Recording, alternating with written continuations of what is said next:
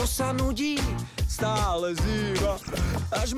My ako detská televízia sme nesmierne radi, že projekt Modrá škôlka je taký úspešný, že veľa škôlok reagovalo na výzvu a poslali videá, v ktorých sa nám odprezentovali.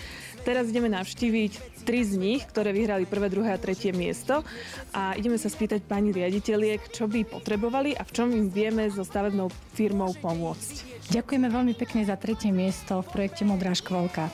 Zapojili sme sa do nej úplne náhodou a sme preto veľmi radi, že teda nám to vyšlo.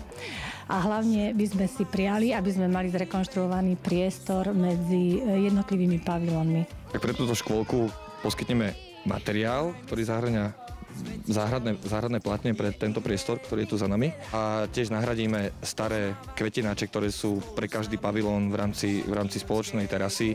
Vážená pani riaditeľka, vážený pán primátor, veľmi sa tešíme, že vám môžeme odovzdať voucher na 3. miesto, výhru 3. miesta v projekte Modrá škôlka.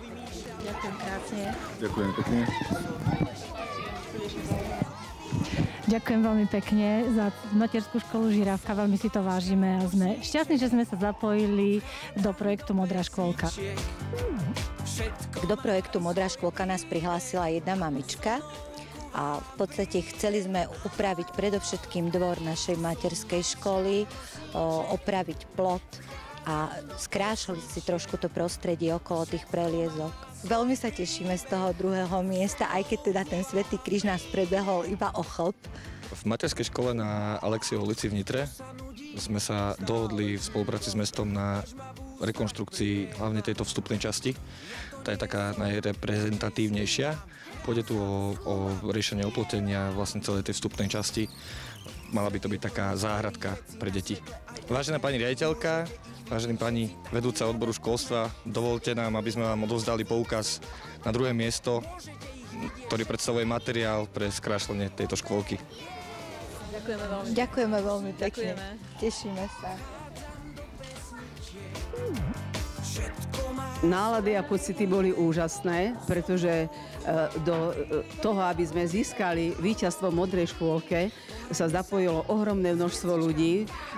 Hlasovali za nás naši známi, priatelia, všetci naši priaznivci. Pre nás je veľmi dôležité hlavne oplotenie, pretože naša škôlka má už 30 rokov a v podstate to oplotenie je 30-ročné. Takisto areál, v ktorom sa detičky hrávajú, je už so zastaralými prelieskami. V škôlke vo Svetom kríži sme sa rozhodli spojiť potreby, ktoré mali v tejto škôlke s tými možnosťami, ktoré ponúkame. A vyšlo nám z toho riešenie vlastne výmeny tohto oplotenia, ktoré tu máme popri nás. Aj skvalitnenie toho oplotenia v tejto časti, čo je tu vlastne okolo budovy. Vytvorenie takej hracej záhrady vlastne s využitím existujúcich hracích prvkov, ktoré sú tu inštalované, aby to bola taká kvázi detská záhradka, to tak nazvem. Chceli by sme sa vám poďakovať, že ste sa zapojili do projektu Modrá škôlka. Pri tejto príležitosti sme vám prišli odovzdať vašu výhru, prvú cenu, 1. miesto v tejto súťaži, ktorá zahŕňa vlastne obnovu celého exteriéru, celého vonkajšku tohto ihriska za nami. Budú tu také drobnosti, ktoré vám určite pomôžu, skvalitnia tie služby pre deti. Pani riaditeľka, pán starosta, príjmite od nás tento voucher.